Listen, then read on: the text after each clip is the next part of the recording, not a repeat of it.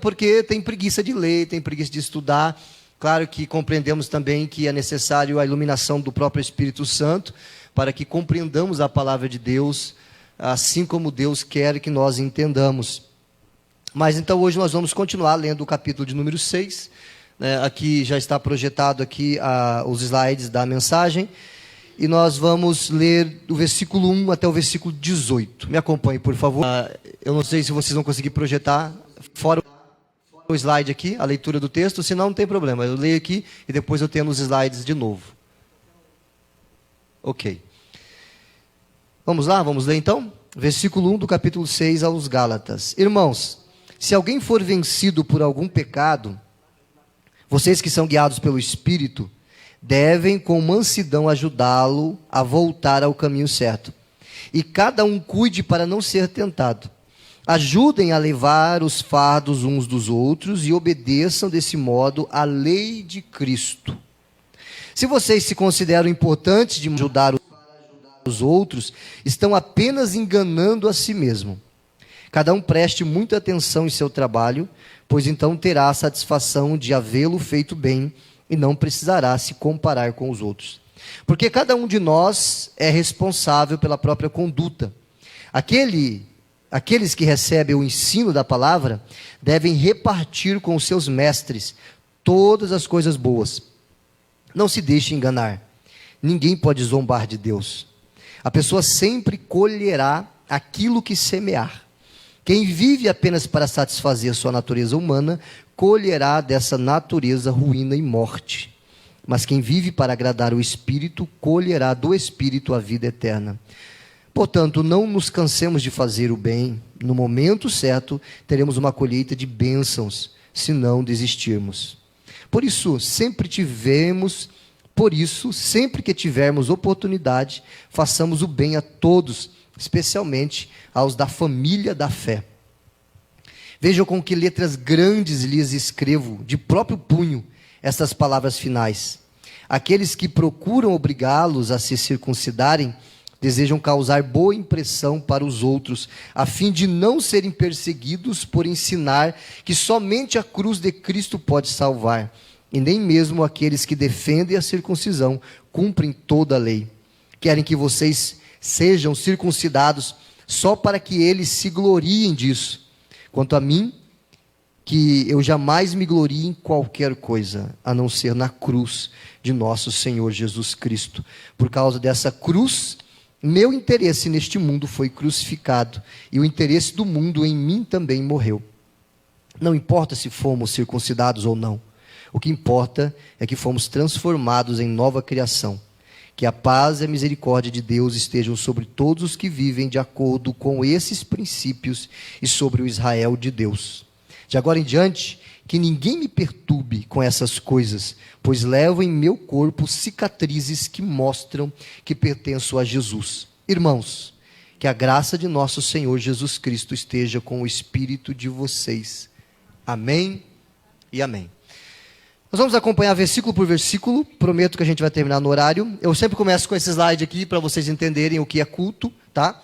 Culto é louvar a Deus, é agradecer a Deus, é ouvir a palavra, é confissão. Quando você ouve a palavra, ela precisa te levar ao arrependimento. Se você ouve a palavra e nada muda em você, então você apenas ouviu como se você estivesse lendo qualquer outro livro. Então a palavra nos leva ao arrependimento, é necessário confissão de pecados. Quando na pregação você sentir que Deus está falando com você, já ora a Deus e já confessa o seu pecado. Nós nos reunimos para cultuar, para celebração, ter esse momento de louvor, alegria, porque somos filhos de Deus, fomos salvos da ira vindoura. E também é a festa da unidade, a festa do povo de Deus, todos juntos como igreja, nos reunimos aqui para celebrar, para fazer uma grande festa. Essa é a verdadeira festa, não a festa da carne, mas a festa do Espírito. E também para anunciar o reino de Deus, que já está em você. Se você já creu em Jesus, esse reino já está em você. E antes da gente começar, pode passar por gentileza, avisando que domingo que vem nós começamos então essa série. Nós vamos divulgar bastante essa semana, tá? E domingo, se você tiver interesse, esteja aí para você ouvir. O tema da mensagem então está projetado aqui. Nós colhemos, pode passar, por favor. colhemos o quê? Esse é o versículo-chave do capítulo 6. Paulo está dizendo aqui que todos nós, colhemos aquilo que nós semeamos. As pessoas, elas têm muita dificuldade de lidar com as consequências dos seus erros, com as consequências das suas escolhas. E muitas vezes fazem aquela pergunta que todos fazem, né, onde foi que eu errei, o que foi que eu fiz? Mas nós sabemos o tipo de semente que nós estamos usando. E nós não somos obrigados a plantar, mas quando você planta, outro não vai colher. Você precisa colher aquilo que você está plantando, quer bom, quer ruim. Então aqui, eu quero fazer um lembrete aqui da mensagem que foi pregada no domingo passado pelo pastor Jonathan. E um slide que ele usou aqui que me chamou a atenção, aí eu procurei um outro slide também para poder fazer a introdução aqui dessa mensagem. Lembrando que no capítulo 5 está ali o famoso texto das obras da carne e do fruto do Espírito. Não sei se você já está vendo aqui. Aqui está a lista das obras da carne. Paulo está dizendo aqui que essa é a consequência de tentar chegar-se a Deus pela religião. Todos aqueles que tentam se aproximar de Deus pela religião, pelo pode e não pode, ele vai acabar caindo aqui. Não tem jeito, ele vai acabar caindo aqui. Esse é o caminho da religião. Muitas pessoas acham que pela religião estão agradando a Deus e se aproximando de Deus, muito pelo contrário. A religião é mais uma massagem na carne, uma massagem no meu ego, do que um caminho que me leva a Deus. Porque o único caminho que me leva a Deus é Jesus Cristo. Por que eu digo que a religião é uma tentativa humana de se aproximar de Deus? Porque as pessoas, elas dizem assim, eu deixo de fazer isso, eu deixo de fazer aquilo outro, eu deixo de frequentar tal lugar, eu começo a ir na igreja, ou eu sou adepto de uma religião, então eu estou agradando a Deus.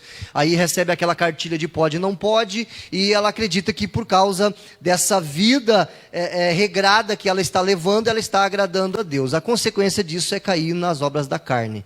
Prostituição, impureza, lascívia, idolatria, feitiçaria, inimizade, porfia, emulação, iras, pelejas, dissensões, heresias, invejas, homicídios, bebedices, glutonarias e as coisas semelhantes a estas, ou seja, não tem fim. A religião te leva para isso. Mas o caminho da fé faz isso aqui. O que é o caminho da fé?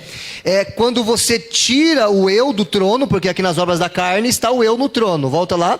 Nas obras da carne está o eu no trono. Eu e eu. Eu sou bom porque eu sou separado, então eu sou bom, é eu que estou no trono, é eu que dito as normas.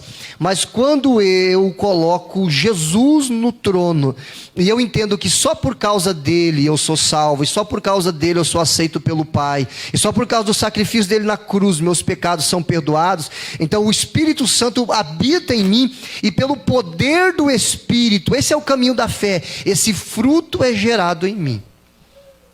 Você entende isso?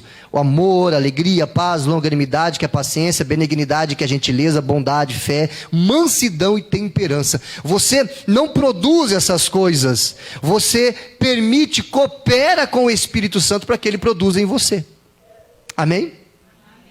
Quem tem o Espírito Santo habitando em si, Jesus entronizado na sua vida, é uma consequência, ele vai gerar esses frutos. Ou seja, ele sai do trono, Jesus senta no trono e Jesus passa a conduzir a sua vida.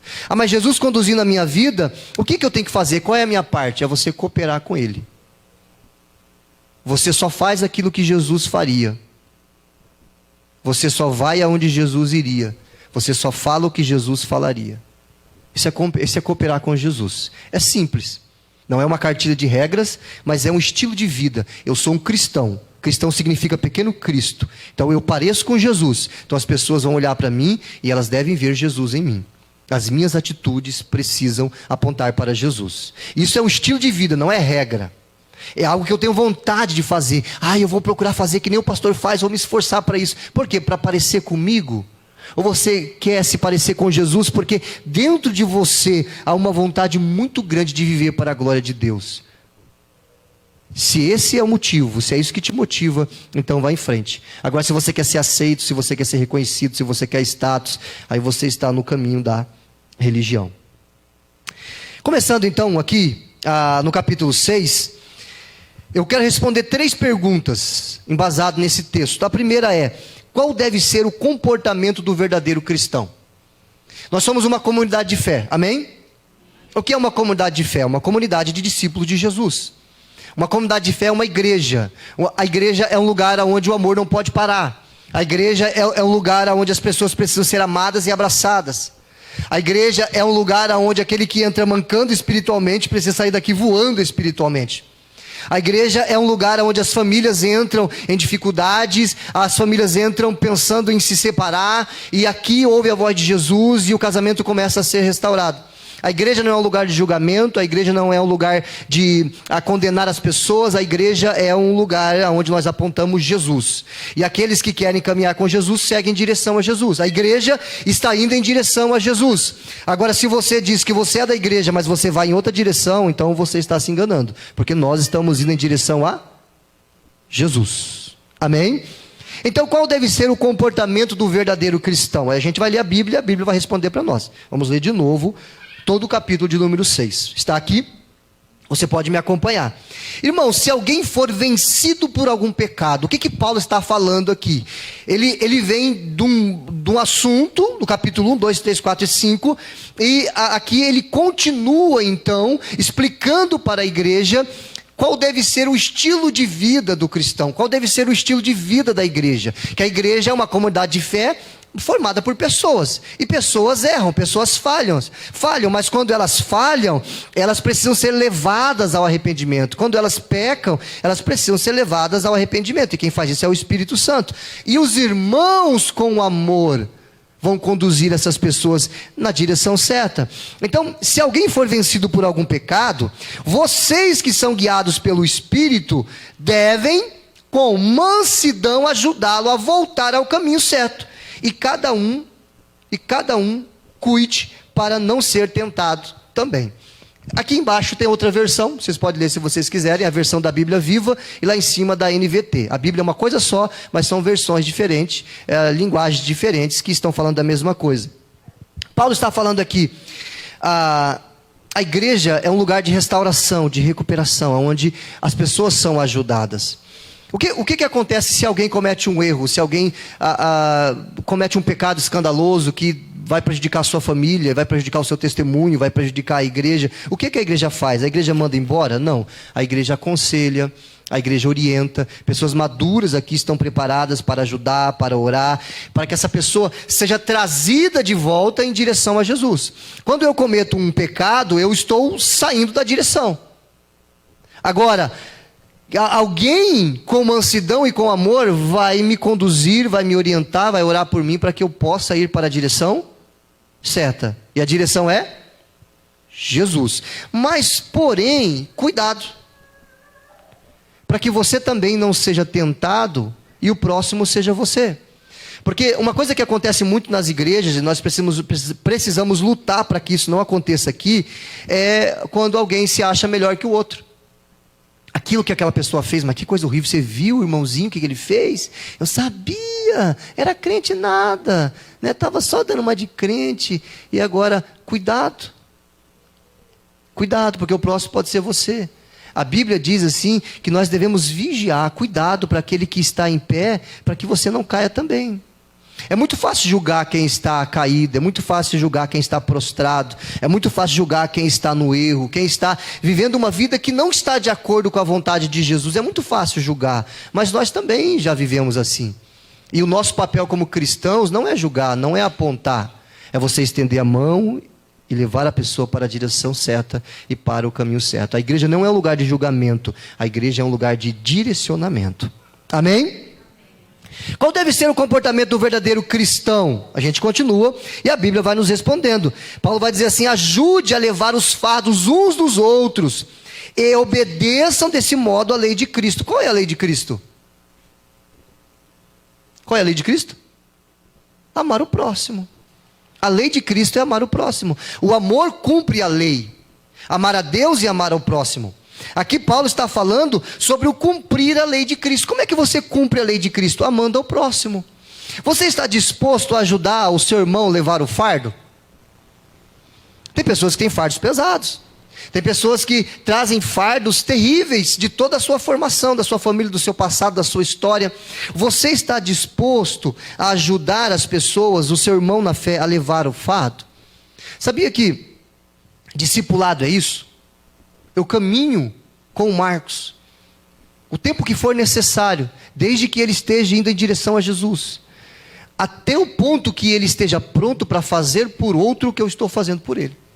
Isso é discipulado. E assim que a igreja chegou até aqui, carregando os fardos uns dos outros. Você está preocupado com o seu irmão da direita, o seu irmão da esquerda, aquela pessoa que faz tempo que não vem na igreja? Qual deve ser o comportamento do verdadeiro cristão? Apenas vir nos cultos todo domingo, frequentar um PG, ser dizimista, participar da ceia, levantar a mão no louvor e adorar a Deus? Será que é só isso? Não. Mas porém levar os fardos uns dos outros são coisas que poucos querem fazer. Porque tem pessoas que têm fardos pesadíssimos. E nós, que somos maduros na fé, estou dizendo aqui que são maduros na fé, precisam ajudar a carregar o fardo. Jesus nos ajuda a carregar o nosso fardo, mas nós precisamos ajudar uns aos outros. Qual deve ser o comportamento do verdadeiro cristão? Se vocês se consideram importantes demais, eu sou importante demais para ajudar os outros, estão apenas enganando a vocês mesmos. Eu acho legal que na versão viva chama esse alguém de João Ninguém. Claro que é uma expressão bem brasileira, né? Mas se você se acha importante demais para ajudar alguém, você está enganando a si mesmo. Porque quem disse que você é mais importante do que aquele que precisa de ajuda? Quem disse que você é mais importante do que aquele que está prostrado? Eu não vou me envolver porque jeito dá trabalho. Eu já tenho muito trabalho com a minha família, eu já tenho muito trabalho com os meus. E, no fundo, essa pessoa está dizendo, eu sou muito importante. Eu não vou me envolver. Quantas pessoas a gente vê assim no contexto cristão? Sou importante demais. Ela não diz isso, mas ela pensa isso. Verso 4. Qual deve ser o comportamento do verdadeiro cristão? Cada um preste muita atenção em seu trabalho. Qual é esse trabalho? Quando você entrega a sua vida para Jesus, qual é o seu trabalho? Levar essa mensagem a todos que você pode. Levar essa mensagem de salvação a todos que você tem acesso, porque todos estão perdidos e carecem de Jesus Cristo, carecem de salvação. Então esse é o trabalho. Cada um preste muita atenção em seu trabalho, pois então terá a satisfação de havê-lo feito bem e não precisará se comparar com os outros. Por que a gente se compara? A gente compara uma igreja com a outra, compara um pastor com outro, compara um líder com outro, nos comparamos com outros. Sabe o que vai acontecer quando nós nos compararmos com outros? Se forem piores do que nós vamos ficar orgulhosos. Se forem melhores do que nós vamos ficar tristes. Então nós não devemos nos comparar. Deus, na sua infinita sabedoria, Ele deu aquilo que você é capaz de suportar, para que você possa fazer para Deus aquilo que é o trabalho da igreja. Levar a palavra, levar a mensagem, orar pelas pessoas, aconselhar as pessoas, dirigir as pessoas. E nós precisamos prestar atenção para fazer isso bem. Quem sempre faz o melhor que pode, nunca vai se comparar com ninguém, porque eu sei o meu limite. Eu quero ir lá no púlpito e pregar igual ao pastor. Eu quero que você venha aqui e você pregue melhor, que você conheça a Bíblia mais, que você seja alguém muito usado por Deus. Esse deve ser o desejo de todo cristão. Se considerar o próximo maior do que ele, melhor do que ele. O interesse do próximo está em primeiro lugar, depois o meu. Você compreende isso? Amém? Cada um preste muita atenção no seu trabalho. Qual é o seu trabalho? Por que você é cristão?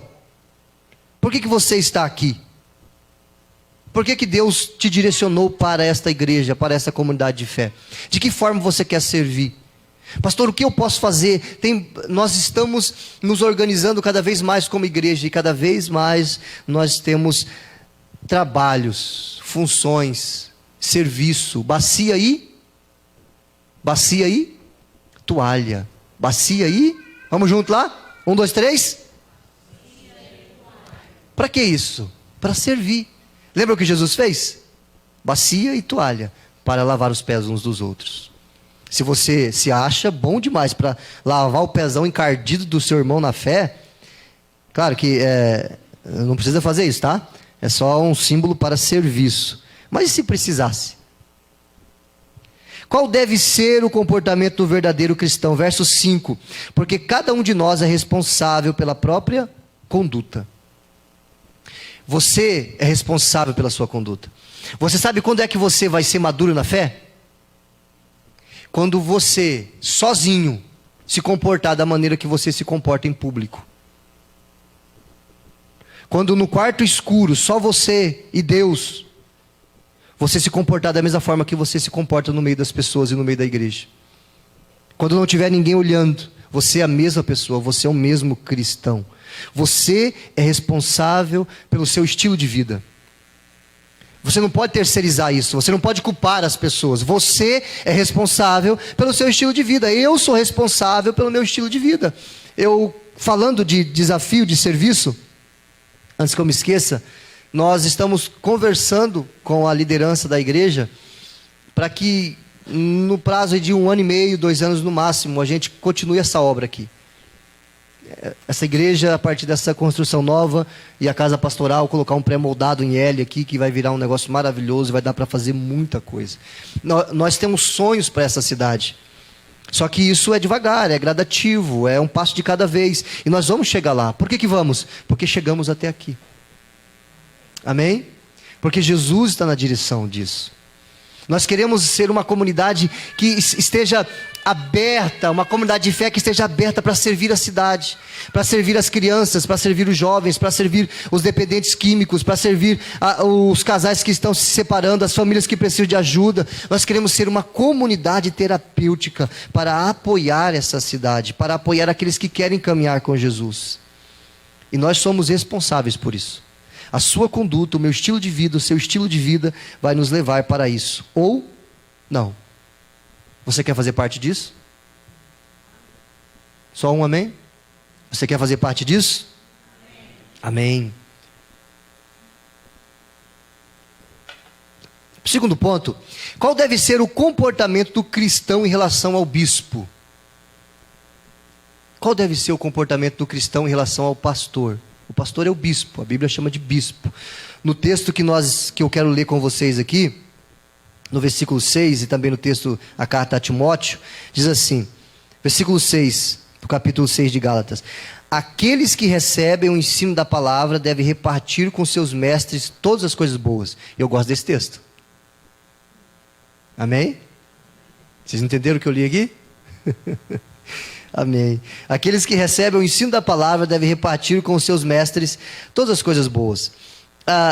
O que ele está falando aqui? O pastor é um homem muito criticado. Sabe disso, né? O pastor, o bispo, é um homem muito criticado.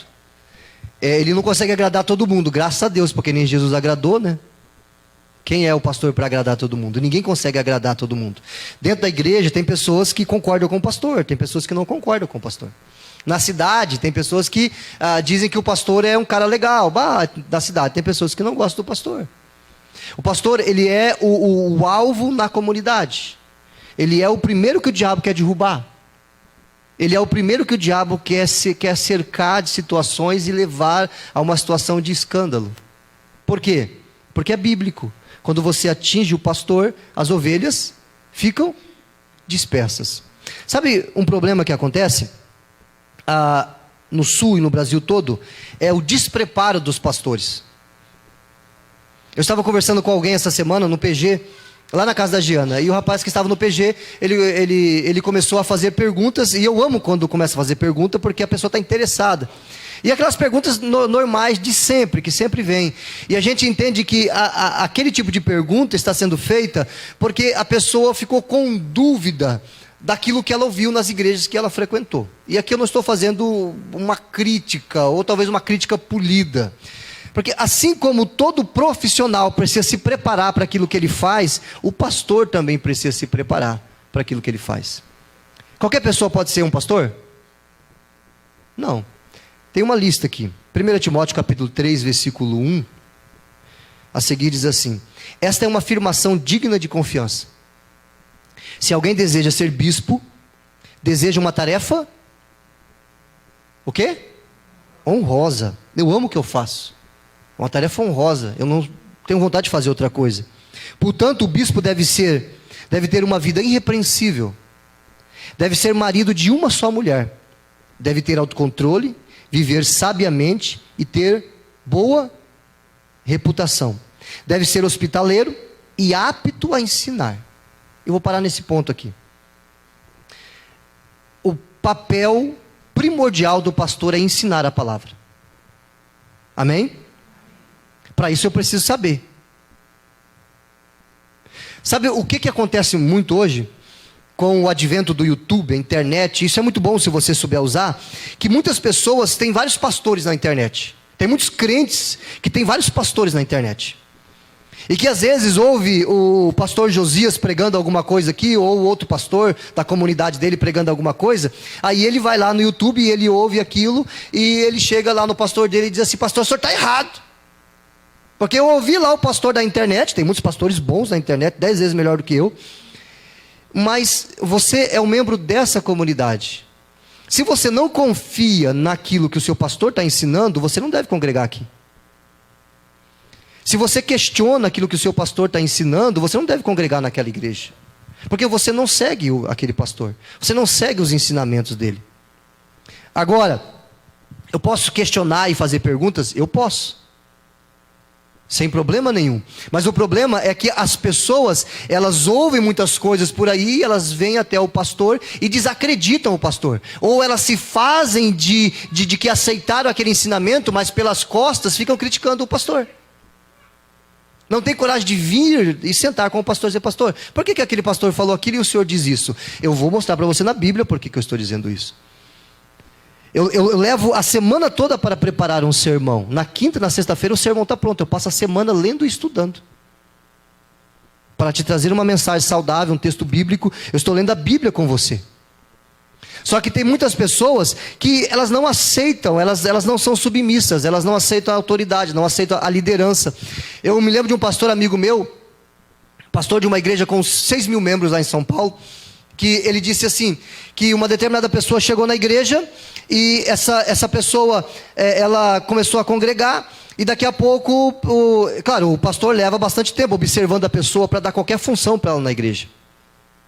Porque nós somos uma igreja séria, e a igreja séria faz isso. Chegou ontem, não sabe de onde, o cara já está pregando aqui no púlpito, eu não sei quem o cara é. Está cantando aqui no púlpito, eu não sei quem o cara é. Aí essa pessoa acabou que trouxe uma situação para a igreja, uma situação para o pastor, e o pastor chamou ela para conversar, e essa pessoa chegou e disse: meu pastor, é assim que essas pessoas chegam, é uma introdução que eles geralmente fazem: meu pastor. Aí o pastor disse assim: eu não sou seu pastor.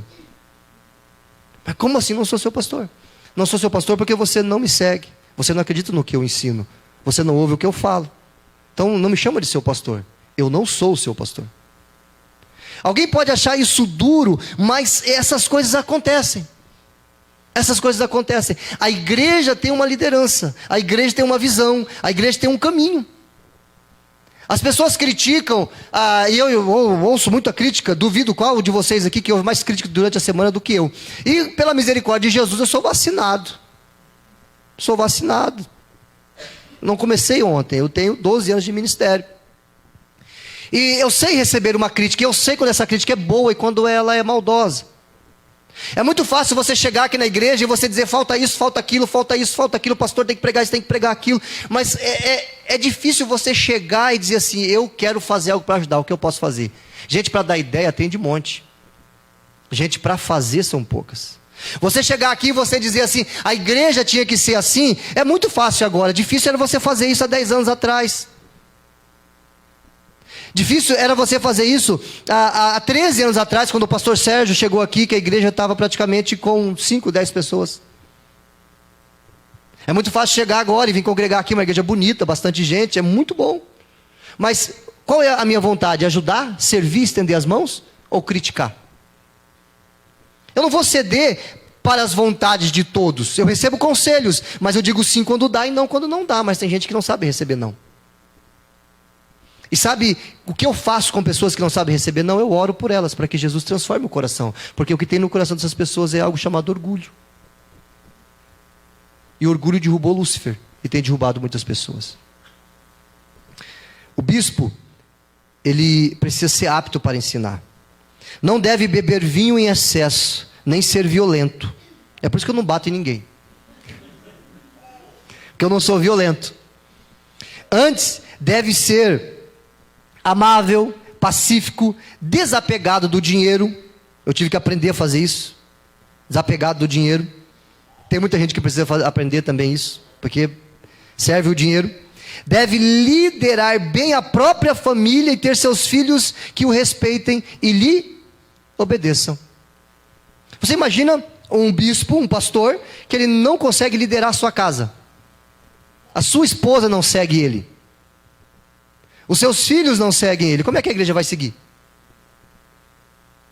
Ele não é um bom marido, como é que ele vai ser um bom pastor? Eu estava assistindo a posse de um pastor que assumiu uma igreja aqui no Rio Grande do Sul, que ele veio de Curitiba, de uma grande igreja, ele estava assumindo uma igreja pequena. E eu ouvi a declaração da esposa dele. Eles viviam muito bem financeiramente na cidade que eles moravam e deixaram praticamente 70% do que eles ganhavam financeiramente para vir ser pastor aqui no Rio Grande do Sul. 70% do orçamento deles eles deixaram para trás. E a esposa disse assim, diante da igreja: quando eu vim conhecer a cidade, eu fui embora daqui chorando. Porque a cidade que ela estava vindo para pastorear junto com o marido era uma cidade muito feia. E ela estava vindo de uma capital. Não é algo bom para falar diante da igreja que você está chegando, né? Da cidade que você está chegando. Mas ela foi sincera. E ela disse assim, olhando para o marido dela, diante de 300, 400 pessoas, disse assim: meu esposo, eu sou submissa à sua liderança. Eu sou submissa ao seu pastoreio. Eu sou a sua primeira ovelha. Então aonde você for eu irei. Aonde você dormir eu dormirei. O teu Deus é o meu Deus. O teu povo é o meu povo.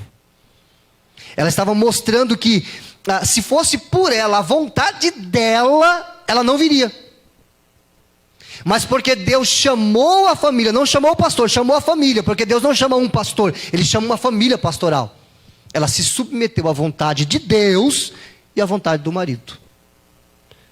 Se ele não fosse o pastor da mulher dele, ele não podia ser pastor de gente nenhuma, de igreja nenhuma. Se ele não fosse o pastor dos filhos dele, ele não poderia ser pastor de igreja nenhuma. Porque o pastor, ele precisa ser o pastor da sua casa, e ele precisa ser o pastor dos seus filhos, e ter os seus filhos em sujeição. O texto continua em Timóteo, versos 5 e 7. Pois se um homem não é capaz de liderar a própria família, como poderá cuidar da igreja de Deus? Não deve ser recém-convertido. Por que não pode ser recém-convertido? Pois poderia se tornar orgulhoso e o diabo o faria cair.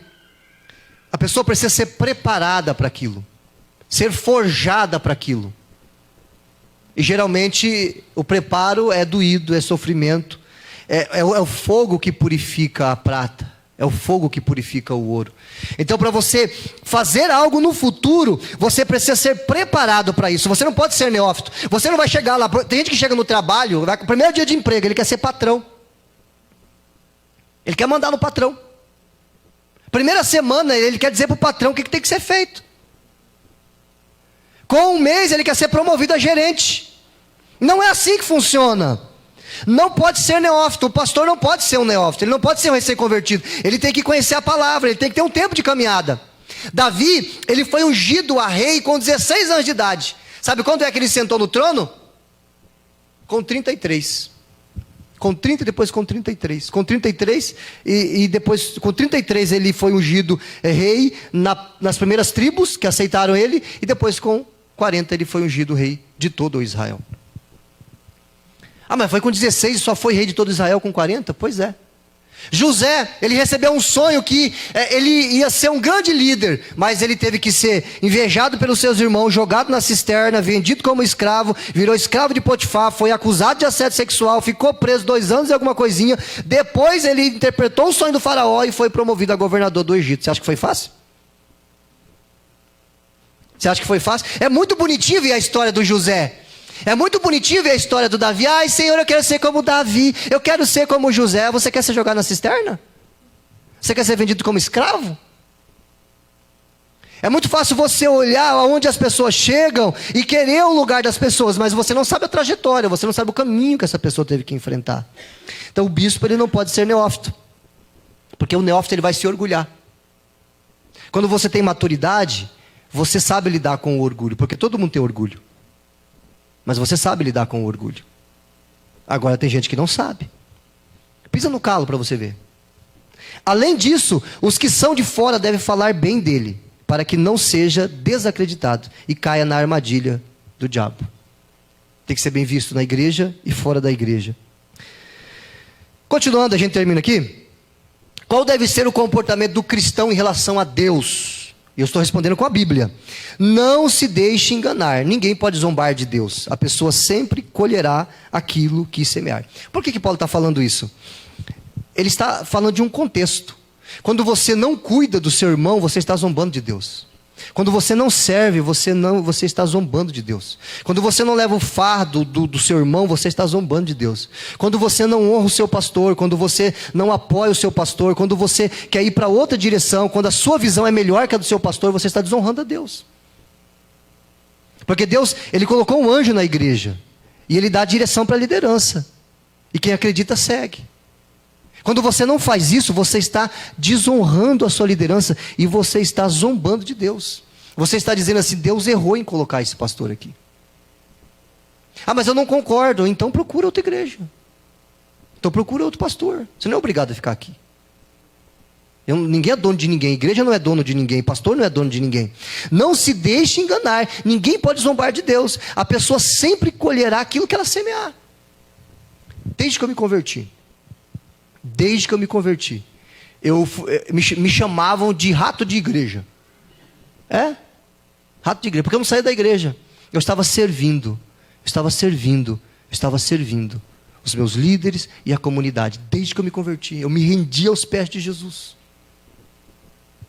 Nós precisamos aprender a servir. Nós precisamos aprender a honrar as pessoas e a honrar a Deus. Quando eu digo que eu não sirvo, que eu não quero, eu estou correndo risco. Porque eu assumi um compromisso com Jesus.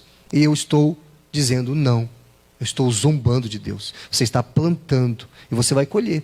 Desde a minha conversão, eu venho plantando boas sementes. Eu fui bem discipulado, eu fui ensinado a honrar. A quem honra, honra. Honre as pessoas. Ah, mas ela não merece, honre a si mesmo.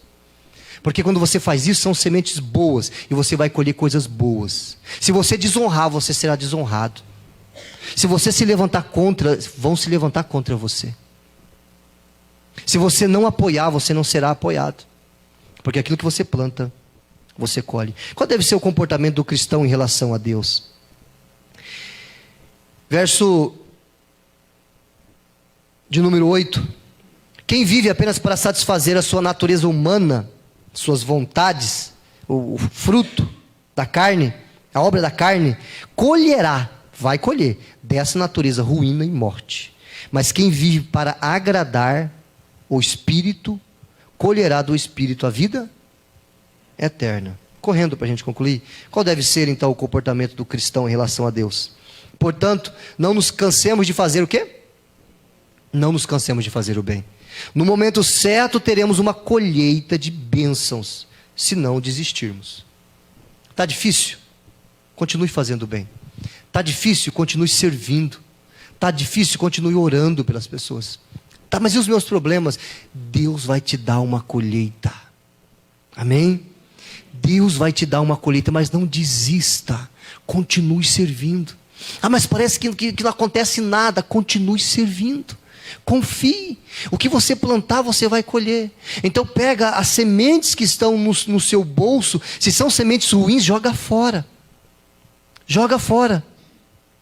Joga fora. E pegue sementes boas. E comece a semear sementes boas. Não desista de fazer o bem. Ah, mas aquela pessoa parece que não vai para frente. Continue fazendo o bem. Continue estendendo a mão. Não desista. Qual deve ser o comportamento do cristão em relação a Deus?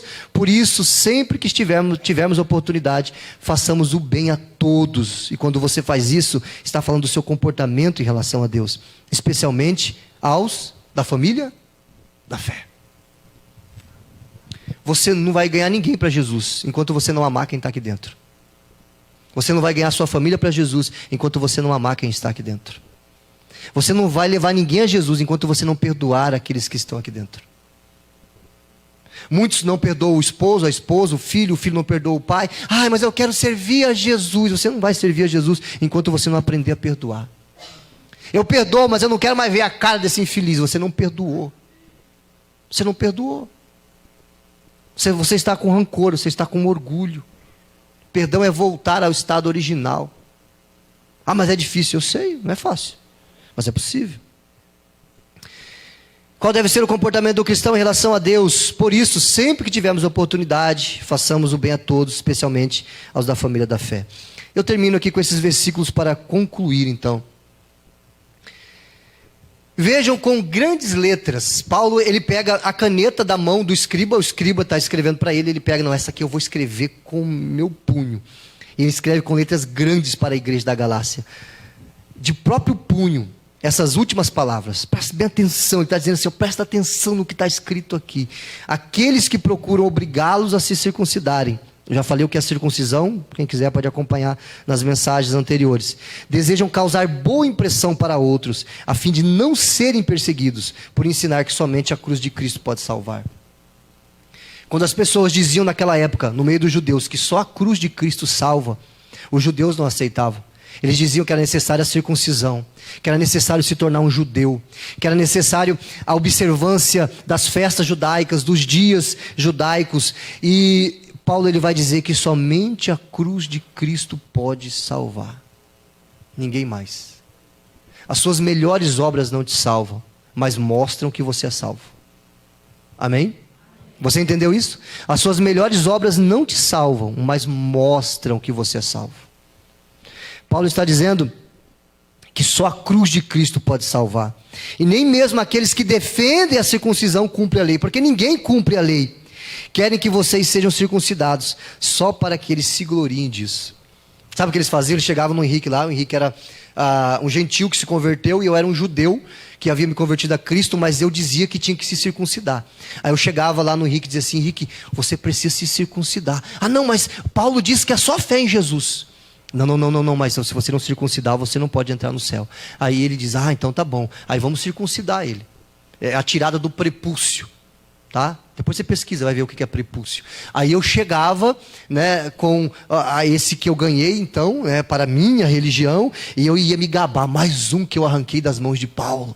Mais um que não segue mais a Paulo. Mais um prepúcio para a minha coleção. Porque é isso que eles faziam. Eles chegavam com prepúcios e diziam assim, ganhemos mais convertidos. Agora eles não seguem mais a Paulo, mas os ensinamentos de Paulo. Mas agora são prosélitos, são judeus. E tem muitas pessoas que fazem isso. Que elas querem tirar você da sua fé em Jesus, que elas querem tirar você da sua simplicidade, que seguir Jesus é coisa simples, mas tem muitas pessoas dizendo que não, que você precisa, você tem um estilo de roupa que você tem que usar, que você tem que pagar para você poder ser salvo, comprar o seu lugarzinho no céu, você tem que comprar um objeto que vai te abençoar, você tem que dar tudo que você tem, não, isso não é verdade. A vida com Jesus é simples. Você coloca a sua fé em Jesus e você o segue de todo o coração. Amém? Quanto a mim, que eu jamais me glorie em qualquer coisa. Porque tem muitas pessoas que dizem assim, eu não era tão ruim assim, a igreja foi só um ajustezinho assim na minha vida, né? Porque afinal de contas eu sempre fui um cara legal, uma pessoa bacana, né? E fica se gloriando nas coisas que fazem, nas coisas que têm, nas coisas que faziam. Não, Jesus foi só a cereja do meu bolo, eu já era uma pessoa legal. A Bíblia diz que você é um pecador. A Bíblia diz que eu sou um pecador, que eu não mereço o céu. E Paulo está dizendo assim, longe de mim de me gloriar em qualquer outra coisa, a não ser na cruz de nosso Senhor e Salvador Jesus Cristo. Amém? Amém. Por causa dessa cruz, o meu interesse nesse mundo, foi crucificado. Eu não quero saber de carnaval, eu não quero saber das coisas do mundo. O meu interesse para as coisas do mundo está na cruz. E o interesse do mundo em mim também morreu. Nem o mundo me quer mais. Nem o mundo me quer mais. Nem o diabo me quer mais. Porque eu sou de Jesus agora. Amém? Sabe o que acontece se você for lá no batuque? Está baixando os espíritos lá. Não vai baixar em você. Porque o diabo não quer você. Você é ruim demais pro diabo. Só Jesus te quer. Amém? Não vai baixar. O pai de santo vai mandar você embora, porque é você que está atrapalhando o negócio lá, porque você é luz. Não tem como. Não tem como. Você é de Jesus. Amém? O meu interesse no mundo acabou e nem o mundo me quer mais. Não tem como. Tem gente que tenta desviar e não consegue. Já viu?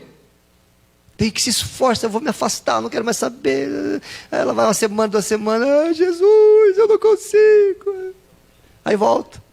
Porque não consegue, não tem mais prazer nas coisas do mundo. Não tem como. Eu vou contar uma história aqui que a igreja toda conhece, mas quem está vindo pela primeira vez não conhece. Então eu vou contar. Tá bom, Henrique?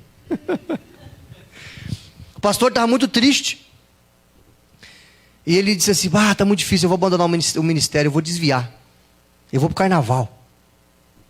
Aí o pastor saiu meio escondidinho assim, tá, e foi para o carnaval. Quando ele chegou lá no bloco, quem ele encontrou? Uma jovenzinha da igreja. A jovenzinha olhou para ele assim, pastor, Jesus mandou o senhor me buscar. Aí ele, minha filha, vambora.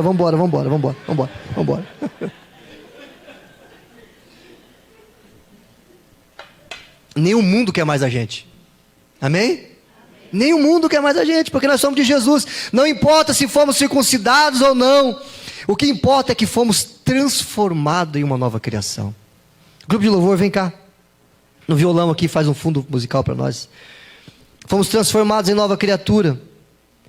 Aí ele termina no versículo 16 dizendo assim, que a paz e a misericórdia de Deus estejam sobre todos, os que vivem de acordo com o princípio, com este princípio, e sobre o Israel de Deus. O que ele está falando? Que a paz de Deus esteja sobre todos os que concordam com esse ensinamento. Você concorda com o que foi ensinado aqui? Com o que está escrito na carta aos Gálatas? Então Paulo está dizendo que a graça e a paz de Jesus estejam sobre todos os que concordam com esse ensinamento. Que a graça e a paz de Jesus estejam sobre todos aqueles que andam segundo esses princípios. Aí ele termina assim, aí fica em pé por favor, para a gente terminar. Ele termina no versículo 17 e no versículo 18. Pode apagar para nós aí. De agora em diante, pega isso para a sua vida. Que ninguém me importune mais, que ninguém me incomode com esse negócio de circuncisão, com esse negócio de observância, de dias, de festas, de pode, não pode, de pode comer isso, não pode comer aquilo. Ninguém me perturbe mais com essas coisas. Eu não vou mais tocar nesse assunto, Paulo está falando. Pois levo em meu corpo cicatrizes que mostram que pertenço a Jesus Cristo. Você tem cicatrizes em você que mostram que você é de Jesus Cristo? Você já sofreu pela obra de Deus? Você já sofreu pelas pessoas? Você já sofreu pela sua fé em Jesus? Então você tem cicatrizes que mostram que você é de Jesus. Então que ninguém te incomode, que ninguém te importune. Amém? Alguém estava nessa semana conversando comigo e me chateando, alguém aí de fora, fazendo umas críticas pesadas à igreja e a meu respeito, tentando me convencer, né, que alguns ensinamentos que nós ensinamos aqui não é assim que a Bíblia diz. Aquelas questões de sábado, de comida e de aquela coisa toda, que você pode comer e o que você não pode. Eu disse para essa pessoa assim: quantas pessoas você já ganhou para Jesus? Através dos seus ensinamentos e do que você acredita, você já ganhou sua família para Jesus? Sua mulher é convertida, seus filhos são convertidos? Quem é ao seu redor que tenha sido alcançado por Jesus através da sua vida? Ninguém. Então eu disse para essa pessoa: não me perturbe mais, porque eu carrego no meu ministério as marcas de Cristo. Se a sua vida não dá fruto, não critique as pessoas. Não critique quem está dando fruto. E que ninguém te critique se você está dando fruto. Quando alguém incomodar você, você diz: não me perturbe. Eu carrego em mim cicatrizes que dizem que eu tenho um dono. Esse dono é Jesus. Amém? Irmãos, que a graça de nosso Senhor Jesus Cristo esteja com o espírito de vocês. Amém. E nós terminamos a carta aos Gálatas. De que forma que isso edificou a sua vida? Você que vem ouvindo essa série, você que ouviu hoje pela primeira vez, você que entendeu que a fé em Jesus é suficiente, e você entendeu isso pela primeira vez hoje, levante a sua mão. Eu quero orar por você. Amém. 2, 3, 5, 6. Amém. Muitas pessoas. Vamos juntos tomar uma decisão. Hoje é o último culto do mês, de de começarmos o nosso ano agora. Diz que começa depois do carnaval, né? De começar o nosso ano agora. Mas diferente. Eu quero servir de todo o meu coração. Eu quero servir a Jesus, eu quero servir as pessoas. Eu quero levar o fardo das pessoas se for necessário. Eu quero perdoar mais. Vamos fazer isso. Não tem outra forma de viver um ano melhor do que servindo a Jesus e